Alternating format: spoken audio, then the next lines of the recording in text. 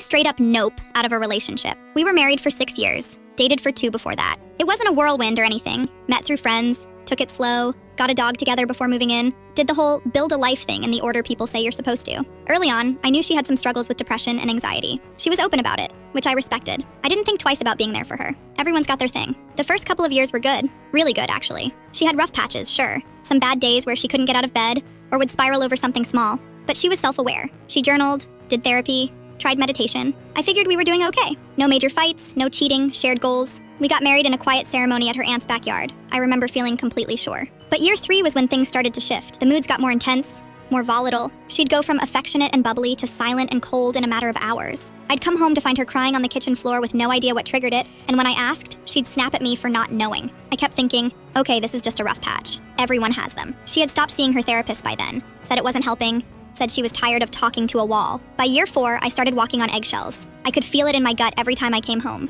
waiting to see which version of her I was getting that day. She started accusing me of cheating, would go through my phone while I was in the shower. Once I came out and she was sobbing on the couch because I had liked a coworker's dog photo on Instagram. Another time she threw a wine glass at the wall because I forgot to text her back during a long meeting. I brought up couples therapy. She agreed. We went, but only made it to 3 sessions. She mostly used the time to vent about how I didn't love her enough, how I didn't fight for her. The therapist gently suggested individual therapy again, possibly medication. She stormed out and never went back. That's when the threats started. It wasn't every day, and it wasn't shouted in anger. That somehow made it worse. She would say things in a quiet, flat tone while staring past me. "Sometimes I think about stabbing you while you're asleep," she said once, while we were brushing our teeth. Another time she said, "I wonder if you'd finally care if I burned the house down." No screaming, no drama, just calm declarations, like she was reading off a shopping list.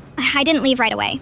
I should have, but I was still hoping the woman I married was buried under all of it. I wanted to believe she was still in there somewhere. I slept with the bedroom door locked for a few weeks, hid the sharp knives. That should have been my final straw, but I stayed a little longer. Eventually, I moved out, told her it was temporary, told her I needed space. She cried, begged, called me 20 times a day, then got cold, stopped calling. I felt like I could breathe again for the first time in months. I called her once, maybe 2 weeks after I left, hoping to meet up, not to fix anything, just to talk, closure maybe. She picked up and said, "You don't get to leave me. That's not how this works." Then added, "As punishment, I've been sleeping with 2 other guys. One of them's a cop." She hung up. I sat on the floor for a long time after that call. Didn't feel anger or sadness even. Just this wave of relief. Not because she said it, but because it confirmed I was done. I blocked her number that night, talked to a lawyer the next morning, filed the paperwork by the end of the week. It wasn't the easiest divorce, but it was cleaner than I expected. She tried to get me to come back a few times. Emails, messages through mutual friends. But I stayed out, changed my number, kept my head down and moved forward. Sometimes I wonder how she's doing. I don't wish her harm. I really hope she found help or peace, or something to ground her. But I also know I'll never reach out again.